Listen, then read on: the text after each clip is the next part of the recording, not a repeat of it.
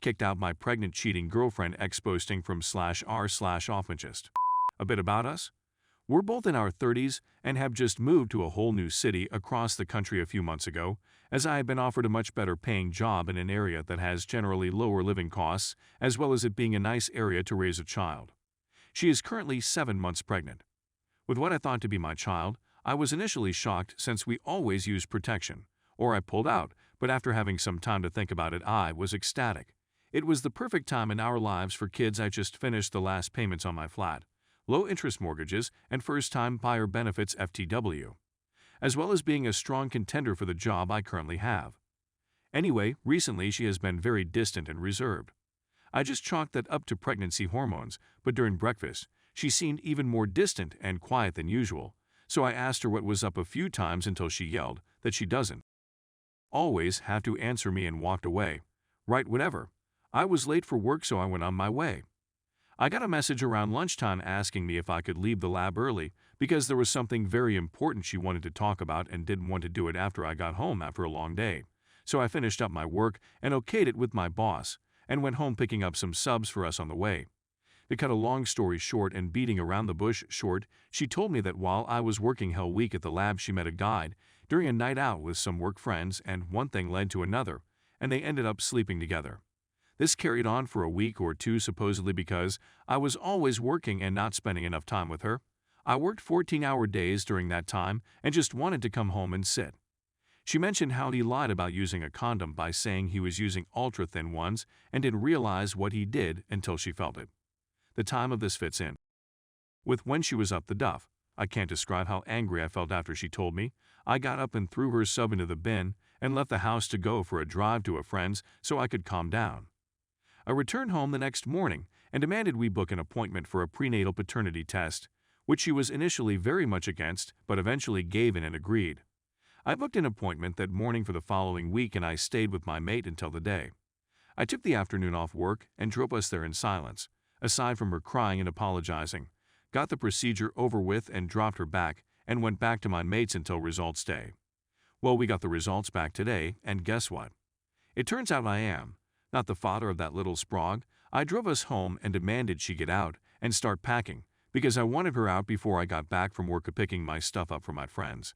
She was hysterical in saying how I couldn't just leave her alone and homeless while she was so close to the due date and so far away from home, and that she really loved me and wanted me to raise this child with her because it's the only way it'll have a decent life. She's an arts graduate and was working a minimum wage job before the move/pregnancy. I never made it into work. I drove into a field, rang my boss to tell him what happened, and he told me to take as much time as I needed and he'd have a PhD student cover my work. I stayed there for hours just laying in the seat and cried at how everything has fallen apart. I had just gotten my life in order. Everything was stable and ready to go for the baby. We'd even finished designing the baby's room. I switched my phone back on and saw I had several missed calls and voicemails, a few from her, some from her family, and a couple from my mate telling me to come to his as soon as I could. I rung my mate up, filled him in, and went over his. And that's what's happened so far. I haven't gone back to house yet. I just can't bring myself to go back there, knowing that all the plans I had for it are dead. I have no idea what to do anymore. Quick update, I'm so sorry for the late reply, but I've been sorting things out with a solicitor and her family. I took the advice and after calming down bought her a one-way coach ticket back home. The morning after this went down, I went to the house with my friend with me, and she was still there, which I expected. She immediately waddled over and started hugging me and crying, begging not to end our relationship. I stayed with my initial feelings of wanting her to get the hell out of here. I gave her the piece of paper with the coach ticket and then told her to gather her stuff so I can drop her off at the coach station. After much more crying, she packed her suitcase and I loaded it into the car and drove us.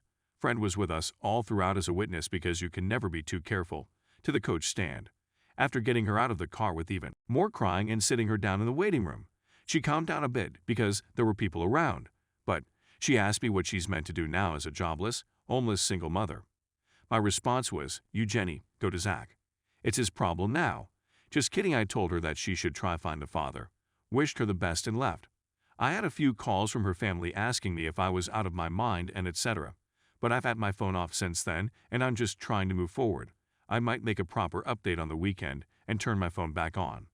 but for the time being I'm trying to focus and work to catch up on everything. Thank you all so much for your support. This truly is an amazing community and I didn't expect this to blow up like it has. Story 2.my 39F, partner 40M, of 4 years treats me like crap for making more money than him. I think my partner uses me like a maid to make up for the fact that I out-earn him by lot.my partner and I have been together for 4 years and living together for 2. We have 3 kiddos between the 2 of us and a bunch of pets. Before we started dating, I was doing the single mom thing, raising my kids, handling the house and taking care of all the business. I'm a rock star at this stuff because I have to be. He moved into my house from an apartment because it is big enough for all of us, in the best school district in our city, and I own it. The balance was always a little off from the start because he and his daughter moved into a household that was already running like a well-oiled machine. We let his daughter pick out all new furniture and moved bedrooms around so that everyone has their own space. I wanted us to build a life together and stress to everyone that this space and all our stuff is now in ours. I treat his daughter just like any of the other kids and I am team mom for her sporting events just as I am for my kids. His daughter will do chores when asked just like the other kids, but my partner just refuses. He makes a mess and I am left cleaning up. Cleaning, carpools, sporting event snacks, doing laundry, doing all the shopping, yard work and home repairs. My partner insists on dinner being ready when he gets home and all his laundry ironed in a certain manner. Our house and cars are expected to be in meticulous condition, because that is apparently a reflection of how far we have made it. Of note, I grew up upper middle class, he was poor. On top of all this, I work in a high-pressure job. During the pandemic, his job took a huge hit, and I told him to not worry about paying rent or the bills. Everything is in my name and again, I've been handling it all on my own, so it wasn't a huge hit to my budget. I make over 6 figures and have done a decent job of budgeting. Well, things have picked back up for him, and even though I have asked, he just doesn't feel like he needs to be paying rent or helping with bills anymore because everything is ours. He makes significantly less than I do and I never asked for equal financial contribution, just equitable. The rent he paid early on was considerably less than his apt or market rate for rooms in a house like mine. He buys watches, haircuts, shoes, clothes, and cologne with his paychecks. He travels for work sometimes and insists on flying first class. He works for himself, so this comes out of his paycheck. It's all about appearances. I bought a new car to fit the family better, which I guess technically is a luxury vehicle. He got annoyed that I had a nice new car and insists on being the one to drive it around and show off. I do all the pickups and drop-offs for school and sports and need the extra row of seats for hauling carpools around, but he still wants to drive it to meet with clients because it's a status symbol. He makes backhanded comments about my car all the time, saying things like for $70K that car should be picking up the kids for you, etc. He gets at me for taking the dogs in the car because that will ruin the seats and honestly doesn't even like me picking up a bunch of muddy, stinky preteens after sports either. I feel like I am being punished for asking him to pay rent and owning a nice car. When I brought up the fact that I am doing too much around the house on top of my 50-60 HRS/WK job, he told me to hire more help. I already have landscapers, but now he thinks I should pay for a housekeeper too. I don't think I should be paying to pick up his slack. I have the kids helping out where they can, but they also have busy schedules with school, sports, and social lives. How the heck do I get him to shut the F up about my money?